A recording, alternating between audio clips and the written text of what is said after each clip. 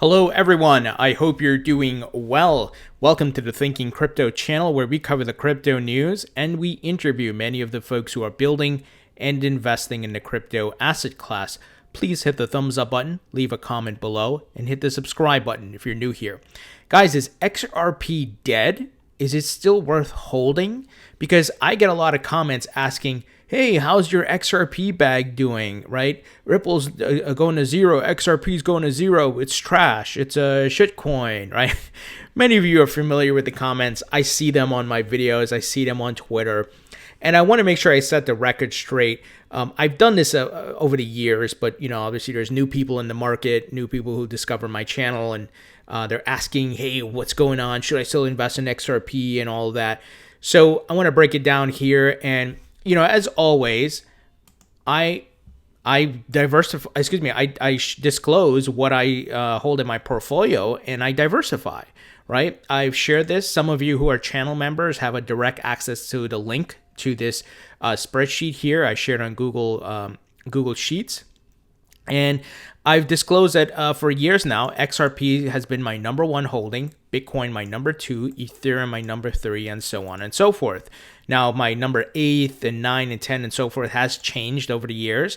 Obviously, I was public about the amount of that I made money off of Chainlink this year because of the parabolic run-up it had. And I do that to reduce the risk in my portfolio, guys. I diversify, right? Because, for example, if XRP is not moving, I still got Bitcoin making me money. I still have Chainlink making me money, right?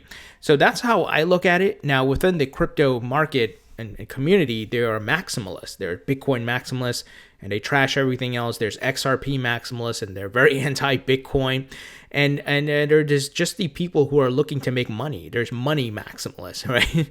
And I consider myself a money maximalist. That's why I diversify. So this year, okay, XRP didn't do much for me. Bitcoin did some, but I haven't cashed out any Bitcoin. I'm holding Bitcoin for higher price points. But hell yeah, did Chainlink make me money, and some Tezos as well. So that's just how I look at things. I diversify. I've researched and done a lot of reading on investing and investing principles. And for sure, as I always say, there's no certainties, there's probabilities, right? Now, you can have a high probability of something that's close to a certainty, but you can't with a 100% say, hey, this is going to happen tomorrow, or XRP is definitely going to go to $10 tomorrow, right? You can't. And neither can you say that for Bitcoin, right? Because you never know what could happen. And you never know if one project could fail. Like, I'm bullish on XRP, and I'll give my reasons, but it could fail. I'm comfortable with knowing that. Like, hey, Ripple could fail, XRP could not do anything. But at least I have my money spread out among different projects where I could recoup my investments in other avenues and make profits in other ways, right? Now, if you're just holding Bitcoin or you're just holding XRP, you'll run a higher risk of if that thing fails or doesn't perform as well, you're not going to make as much money, right? So just keep that in mind. And wishful thinking is not a practical, right? Wishful thinking like, oh man, I know XRP is gonna go to $100 and whatever. You don't know that. So I hope you guys understand how I'm approaching this. And I do believe XRP is still a solid hold, not for the short term. If you're trying to get short-term gains, probably put your money into Bitcoin and Chainlink and some of these other coins that maybe have a lower market cap and circulating supply and have been performing really well, like Chainlink. So that's what I did, and it turned out really well for me. Now, if you're only you have tunnel vision just for XRP, you're going to completely miss these opportunities, right? If you only have tunnel vision for Bitcoin, then you're going to miss the other opportunities. So I stated before that if I were to only accumulate 3 tokens, it would be these 3, XRP, Bitcoin, and Ethereum. And that's because they have different use cases, and I do believe XRP will take off eventually once we have regulatory clarity. But you may ask, why am I still holding XRP? Like, okay, what are the facts, right? Not just what I dreamt up or some conspiracy theory, but I do my research. I look at, okay, what's being built? What's the potential here? And I'm going to bring you guys back to just some familiar news here. Just this year, XRP is not a security, argues U.S. Congressman Tom Emmer. You have a US congressman, with all the things that's happening with the pandemic and all kinds of politics and everything happening, this guy goes on a webinar with Brad Garlinghouse and other people from the crypto blockchain industry in August and states, let me be clear, XRP is not a security. Why do you think he's doing that? Is for fun? No, because XRP is being positioned to disrupt one of the largest markets ever, right? And that's the payments market. And that's why I see a lot of potential. And when I see people in the government and of high position and caliber and notoriety talking about it, you know something is working behind the scenes, right? Even former CFTC chair Chris Giancarlo, who's working on the digital dollar, the CBDC, the US CBDC, said XRP is not a security this year. Why? Again, I pose that question, right? These are not average Joes. These are people who hold high positions, a lot of influence.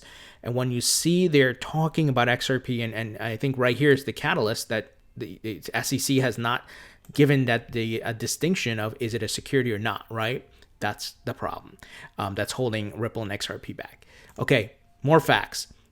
Earlier this year at the World Economic Forum, the Central Bank Digital Currency Policy Toolkit was put forth, Center for the Fourth Industrial Revolution. This is from January 2020 when all the world leaders met in Davos. Most relevant for wholesale CBDC, crypto assets designed for inter or intra-bank payments and settlements, XRP. So these are facts. This is not something I'm dreaming up or I'm hyping up. It's right here. You can go look it up. And as always, Brad Garlinghouse and the folks at Ripple are connected to IMF, BIS, World Bank. It's all out there. The photos, the meetings, they've been at the White House. All these things have been verified. So obviously they're working on something big here with the central banks, with the IMF and the World Bank and so forth. So if you're wondering why is Tony still holding XRP, these are the reasons. These are the reasons, guys. The disruption of one of the largest markets ever. We have a lot of folks in high government positions talking about it now, endorsing it, right? Saying XRP is not a security and blah, blah, blah. I can go on, but it's pretty clear. Now, if you want to ignore those facts, that's up to you. So I'm looking at it as a long-term hold. I am not selling any of my XRP. I'm in fact accumulating in the dips. What have I been accumulating in the dips? XRP and Bitcoin primarily. Certainly a lot of Bitcoin recently, especially when I saw that Michael Saylor and MicroStrategy put their money into Bitcoin, the cash reserves, and Snappa did it, and Square. Bitcoin's here to stay. Bitcoin ain't going nowhere. So once again, forget about the tribalism, forget about the maximalism, and look at the market as to how you can make money. Not, oh, I love Bitcoin or I love X. No, what has the potential to make you money? And that's how I'm looking at it, guys. And like I said, Chainlink did really well for me, and I've accumulated some of that. I haven't accumulated any recently, but I filled my bags again, and I'm ready to sell if it pumps to like past $20, right? Sell some of it, not all of it, but that's how I look at it, guys. I hope that makes sense, right? And I keep it transparent, and that's why I show my portfolio breakdown. And I've stated the ones in red, I am not accumulating more of because I got in the market in 2016. So I got like Litecoin cheap. I got Stellar Lumens cheap, Omisigo cheap, but I'm not dumping them because remember, Bitcoin is the rising tide that lifts all boats. At this point, there hasn't been any major decoupling. So Bitcoin rises, it moves all the alts with it. So even if, for example, let's say Omisigo is not doing anything, right? In the next parabolic run up, all the coins are going to start pumping, and that's where I'm going to cash out, right? I'm going to make profit all across the board. That's how I'm looking at it. Like Ethereum Classic, 51% attack like dozens of times, right? But it still has some backing from like the digital currency group and all that. It's at this point, it's crap, right? It's not being used for anything. But I got it so cheap, the price rises up when Bitcoin goes up, and I make some money off of it. That's how I'm looking at it, guys. So I hope you understand. I don't have any emotional attachment to XRP or Bitcoin.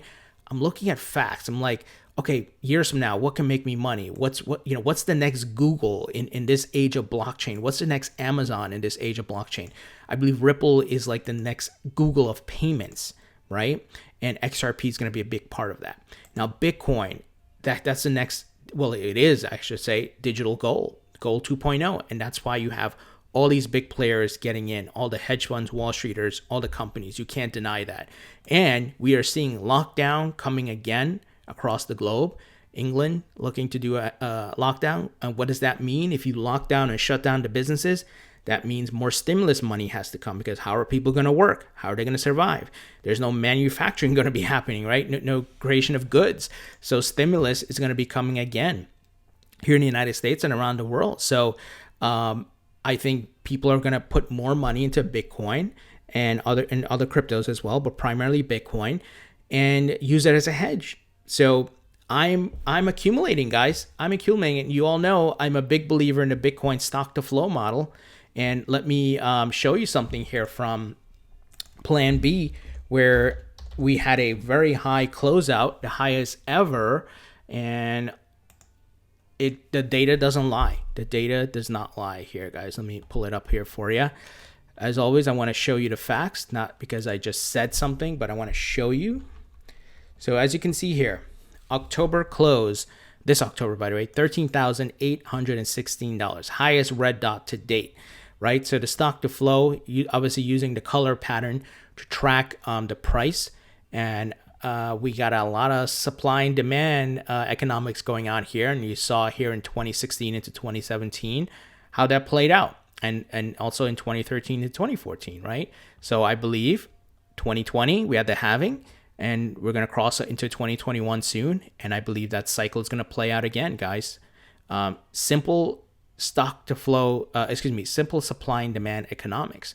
The data does not lie, right? I could wake up and dream up something and tell you, hey, this is going to happen and this is going to happen. But you have the data here. It's not exclusive to me. You can go review this data, look at the charts, and verify it for yourself. So looking really good here. And that's why I have Bitcoin in my portfolio. I don't care what people say about Bitcoin, or it's slow and this and that. The point is, the free market is selecting Bitcoin at this point. It has the branding, Gold 2.0. It's a hedge, and people need to recognize that use case. That is a powerful use case.